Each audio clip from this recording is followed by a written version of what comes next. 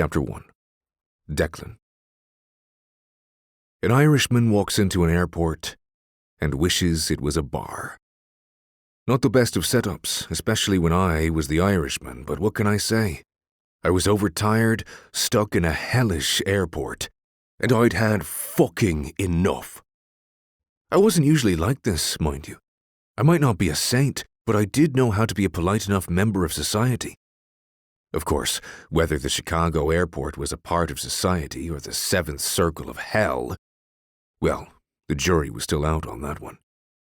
First, they kept my incoming flight on the tarmac for so long there was a chance I was going to miss my connecting flight, but I'd still thought I had just enough time to grab some damn food from an airport kiosk.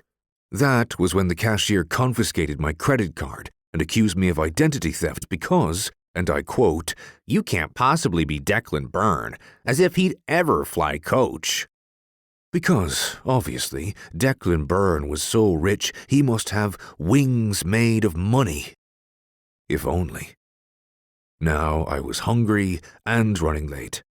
Everywhere I turned, there was some meandering idiot with a suitcase blocking my way, acting like they'd never been in a damn airport before. The last 24 hours had been a nightmare, and all I wanted to do was get on the damn plane that would finally take me to the sister who needed me. I was panting when I got to the gate and shoved my ticket at the airline staffer. He squinted when he saw my name. Huh, Declan Bryne. Just like the Irish guy who invented that pathetic social media platform.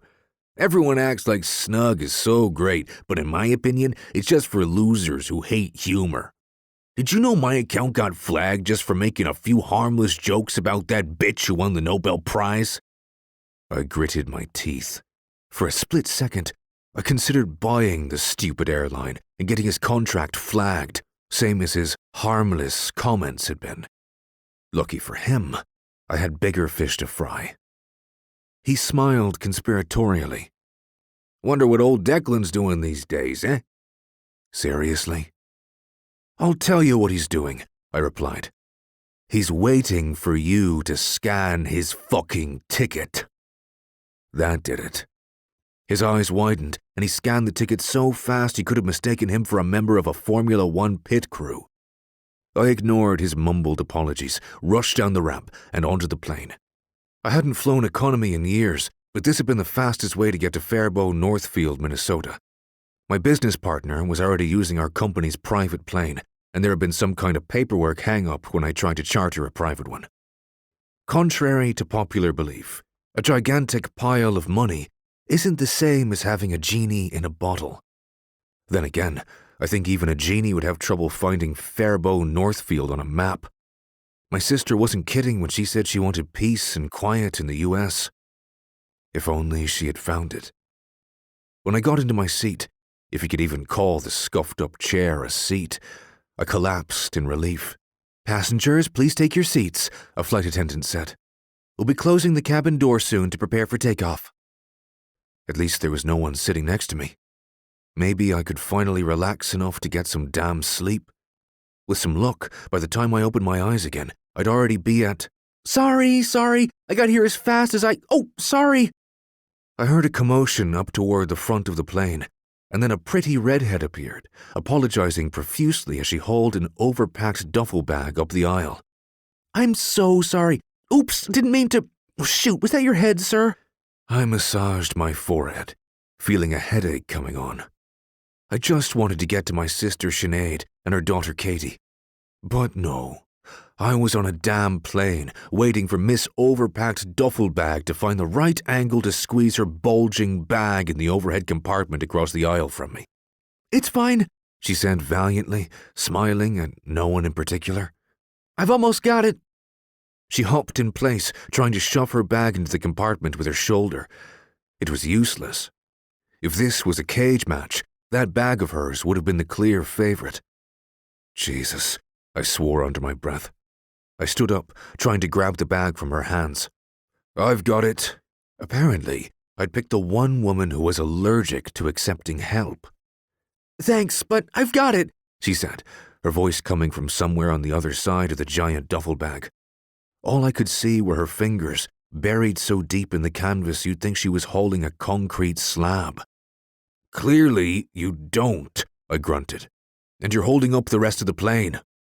I wrested the duffel from her, and the concrete slab she'd hidden inside it, and shoved it into the overhead compartment. I said I was fine. She looked up at me, disheveled locks of fiery red hair falling across her face. I get that you're trying to be helpful, and flying is probably stressful for you, but I slammed the overhead compartment closed and sat back down in my row. Seriously? She continued. I appreciate the help, but you're welcome. I cut her short, praying to God this put an end to whatever conversation this woman wanted to have. Unless she was carrying a dead body inside that duffel bag, you never know with people. There was nothing more interesting right now than falling asleep. If everyone could please take their seat, the flight attendant said again, sounding a little desperate. But the woman didn't move along and take her seat. Instead, she started fishing for something in her purse. Her wide hazel eyes took up her whole face, which was delicate and sprinkled with freckles. Her bright red hair spiraled in messy curls around her flushed cheeks. If I wasn't in such a rush, and she wasn't such a walking disaster. No, she wasn't my type. Too clumsy, too talkative, too much. She fished her phone out of her purse and frowned at the screen. Then she looked up at me with narrow eyes. What? I demanded. If she recognized me and decided now was the time to lodge a customer complaint. Instead, she held up her phone, showing her ticket info. I think you might be in my seat. Fuck me, I thought, as I reluctantly surrendered the aisle seat. Of course, I had a seatmate, and of course, it'd be this woman. I grunted and moved over to the window seat, which had significantly less legroom. With my knees pressed tight against the front seat, I felt like a coiled spring someone had tried to squeeze into a sardine can. Just what I needed. Her shoulder bumped mine as she took her place. She smelled like lavender. Wow, good thing I'm short. She looked at me, her right eyebrow lifting into an arch. A thin, amused smile dawned on her lips. These seats must be really uncomfortable for tall people like you. I didn't say anything. Please, God, let her not be one of those women who says every single thought that comes into her mind. Not that I'm short. Actually, I'm average. The average American woman got shorter this year. Apparently, God didn't like me very much. She took a deep breath. With a quick gesture, she finger-combed her disheveled hair. Look, if we're stuck together, we might as well get along. Let's start over. I'm Olivia. She held out her hand to me and smiled, rueful. As if I'd ever need to know this woman's name. I didn't say anything, but my glower must have been eloquent because her wide, genuine smile faltered a bit. Just enough to make me feel like an arse. Reluctantly, I took her hand. Declan. Declan! Lovely name. I don't think I've ever met a Declan. Her smile returned to full bloom. Don't you think traveling's better when you get to know the people around you? I snorted. I needed to make a new friend on this trip like I needed a hole in the head. No, I said shortly, and took my hand back. This was going to be a long flight. A half hour later, she was still talking. I couldn't tell if it was her personality or her own perky way of punishing me for my earlier rudeness. Maybe both. Her voice had a soft, pleasant warmth to it, but dear God, did there have to be so much of it? So far, she'd opined on which airlines had the best miles plans, the institutional discrimination against left-handed people, why outside concerts were more fun, the relative shortage of pop songs about women named Olivia, and the year her favorite shade of purple was invented. Oh, excuse me, can I have a glass of white wine? Olivia asked the passing flight attendant. It's been a rough day. We're not doing full beverage service on this flight, the flight attendant said. It's only an hour and 40 minutes. Also, it's 11 in the morning. There was more than a hint of judgment in the flight attendant's voice. Oh, Olivia deflated. sure. That makes sense. The flight attendant walked away. Olivia stayed silent. Finally, I muttered, slouching deeper into my seat. Oh, now he talks, Olivia huffed. What's that supposed to mean? I demanded. Nothing. None of my business. She mimed, zipping her lips. Right. I waited, counting in my head. 1, 2, 3, 4. It's just that I've met your type before, Olivia burst out. You're the type of guy who's only interested in talking if you get to judge and mock people. Because God forbid you get over yourself and just be friendly. I am friendly. If this sounds like I was caving, that's because I was. Then and there I would have confessed to murder if that made her shut up for more than 5 consecutive minutes. You've barely said a word to me, she retorted. And you only answer in grunts. That's not what I'd call friendly. Am I annoying you? Because if I am, I won't say a word more. God himself was laughing. I just thought this flight would go by faster with some conversation, that's all. Besides, and I'm not proud to admit it, I'm a nervous flyer. Being God knows how many miles up in the air, it makes me nervous. And after the day I just had, I needed the distraction. But fine, message received. Loud and clear. I won't say a word more. I held my breath. Not even if you ask me to, she continued. Okay, maybe if you ask me nicely, but otherwise... Seriously? I looked up at the ceiling and rolled my eyes. I get the nervous flyer thing, but you really need to take a deep breath here. I mean, bloody hell. That was uncalled for. She sounded genuinely hurt. Then her eyes narrowed. I don't know who you are, but I'm just a guy with a growing headache, I volleyed back, my annoyance getting the best of me. And your endless talking isn't helping matters. You know what? No, I'm not sinking to your level. She crossed her arms and looked away from me. She was probably going for calm superiority, but she just looked annoyed. Since sleep clearly wasn't happening on this flight, I checked my phone. Luckily, the plane had Wi-Fi. But I found myself at a loss of whom to message. I didn't particularly want to reach out to any of my real friends. What would I even say? Funny story, my sister just told me she's an alcoholic and asked me to look after her kid while she's in rehab. I wasn't ready for that. Instead, I logged onto Snug, the social media app my friend Neil and I had launched 5 years ago, and pulled up my chat with @1000words. She ran a popular blog on Snug, reviewing children's picture books. Everything she'd recommended, my niece Katie had loved. One of my replies on a review had triggered a conversation and then, eventually, a friendship. I had no idea who @1000words was in real life, and she definitely didn't know who I was. Unlike most of the other billionaires I knew, I hadn't been born with money. My anonymous Snug account was one of the few places where I got to let my guard down and be that regular guy again for a few minutes. Maybe that's what made @1000words easier to talk to right now. Any new picture book recommendations? I'm about to spend 16 hours traveling with an easily bored 6-year-old, and I'm not above bribery. She didn't respond. Of course she didn't. The way my luck was going, she'd probably decide to go on a digital cleanse or something else equally idiotic. I don't normally drink in the morning, Olivia said defensively to me. Did she seriously think that I was still thinking about her? Like I had nothing better to do than ponder the drinking habits of the most annoying seatmate in the world. I could use a drink, I thought, then remembered Sinead and winced. If you must know, please don't, I muttered.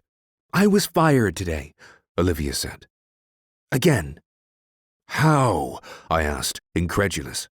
It's not even noon, and you've been on a plane for most of the morning. Even she couldn't be that incompetent. Oh, don't be a pedantic jerk about it. Technically, I was fired yesterday, Olivia admitted. But I hadn't been to bed yet. When a family fires you, it's best to leave as soon as possible. A whole family fired you? I asked, confused. I had a vision of some beleaguered office manager calling his mom for support just so he could get a word in edgewise as he tried to shove Olivia out the door. Just the parents. I'm a live-in nanny, she explained, which I guessed made sense. When she wasn't snapping at me, she had an open, pretty, approachable air that reminded me of my favorite first-class teacher. Except no one would have dreamed of firing Mrs. Malone. Damn, I should probably hire a nanny for Katie, I thought. I'd be working, and since it was summer, it wasn't as if I could send her off to school. I'd rushed to the States so fast I hadn't considered what lay beyond the immediate future. They kept asking me to do things that were bad for their kid, Olivia said, true anger leaking into her voice for the first time since she'd stepped on the plane. She clearly didn't like me, but whatever these parents had done had obviously made her absolutely furious. They signed Wyatt up for so many activities, he developed an ulcer from stress. I didn't even know an 11-year-old could get an ulcer. But somehow I'm the bad guy for refusing to take a crying kid to a violin teacher who yells at him. When she was angry on behalf of a child, she didn't look annoying. She looked fierce. It suited her. How does one hire a nanny? I asked, figuring I might as well get something useful out of the conversation. You lie and say you'll respect the nanny's childcare expertise. Olivia's sarcasm would have been more biting if she wasn't struggling not to yawn. Clearly, she wasn't as used to sleepless nights as I was. Did you respond to an ad online, or did they reach out to you? I prompted. I know someone who might need a nanny. If I told her it was me, she might try to turn the rest of this flight into a job interview. And while she clearly cared about children, I was looking for someone less her. Olivia bent down to root around in her purse. Her shirt rolled up in the back, showing a swathe of smooth, fair skin. She straightened and handed me a business card. Here, I'm a vetted nanny with Sunny Days Childcare. Your friend can go online and fill out a form saying what they're looking for. They'll send your friend a selection of potential nannies. If your friend's Irish too, he or she will want to check the box requesting someone who's willing to travel internationally. Grand. I accepted the card and put it in my wallet. Since she'd helped me, and I'd grudgingly given up hope of anything resembling peace and quiet, I figured I could return the favor. Even if she was the worst seatmate in the history of the world. You know, losing a job can be an opportunity to redirect your career. Look for ways to improve yourself so it doesn't happen again. Olivia tilted her head, jaw tense. Improve myself? Are you saying it's okay for parents to give their children stress ulcers? I massaged the bridge of my nose, wishing I hadn't said anything. Or the time before that, when... Wait, how many times have you been fired? It couldn't have been more than 3, right? No one could possibly get fired that many times without learning their lesson. Olivia crossed her arms, mutinous. None of your business. Fuck. It was more than 3. If she wasn't so annoying, it would have been almost impressive. The 8th wonder of the professional world, the unhirable woman. At this point, I'd be looking for the common denominator, sweetheart, I said. How dare you, she said. I hit the call button to summon the flight attendant and reached for my wallet. Yes, the flight attendant asked when she reached me. I handed her a €100 bill. Please get this woman her damn white wine. If she'd been up all night, then I was pretty sure that one drink would be enough to make her fall asleep. Maybe then I'd finally have some silence. Already this flight felt longer than the one from Dublin to New York. The stewardess took the bill discreetly, then returned with a plastic cup full to the brim of white wine. After some hesitation, Olivia accepted it. Hopefully that would steady her nerves and, as a bonus, earn me a few minutes of silence. I still think you're a condescending ass, she told me. I'm just drinking it because it would be a waste not to. Oh my God. Drink the wine, don't drink the wine. I couldn't care any less. I get it, you don't like flying, you're having a rough day, and you clearly need to vent. It's just, I raked a hand over my face. I really don't need to hear every bloody thought that runs through your head. Believe it or not, I have a lot on my plate right now, and you're making it impossible to think straight. Olivia gaped at me, stunned. For a moment, I wondered if I'd gone too far. Then she faced forward, studiously ignoring me, and blessedly, silently drank her wine. Sometimes going too far is the only thing that gets the job done. After about 20 minutes, I glanced over and realized Olivia had fallen asleep. I rescued the half-empty cup from her hands since it was tipping in the general direction of my lap. Next to me, Olivia released a delicate little snore. Christ, she can't even sleep quietly, I thought. I nudged her shoulder gently, hoping to jostle her into a position that would result in less snoring. It worked. She frowned in her sleep, readjusting her position. I felt a surge of victory until she shifted and dropped her head down to my shoulder. I froze. Her wild, curly hair felt soft against my jaw. I ran through various options for getting her off me, but discarded them all since they came with the risk she'd wake up and start talking again. She sighed in her sleep and nestled closer to me. Something in my gut liked that. Not that I'd ever admit it. I didn't move for the remainder of the flight. When we landed a half hour later, I rolled my shoulder. Wake up, Bajara, I said gruffly. The term meant friend, unless you were annoyed, in which case, well, it still meant friend, but with a more sarcastic edge. We've landed. Olivia jolted upright. She blinked, taking in the people around us, unbuckling and queuing to get off the plane. Her hair was mussed on one side from where she'd fallen asleep on me, and I could see faint lines on her cheek from the texture of my sweater. She looked soft like that. Sure, she was chaos incarnate and annoyingly talkative, but there was a sweetness to her when she let her guard down. Someone should protect that. Not me, obviously, but someone. Oh my God, Olivia said. I'm so sorry I fell asleep on you. It's fine, I said, handing her back her half-drunk plastic cup of wine. I mean, you don't even like me, she said. Either that or you just hate people. And then I went ahead and...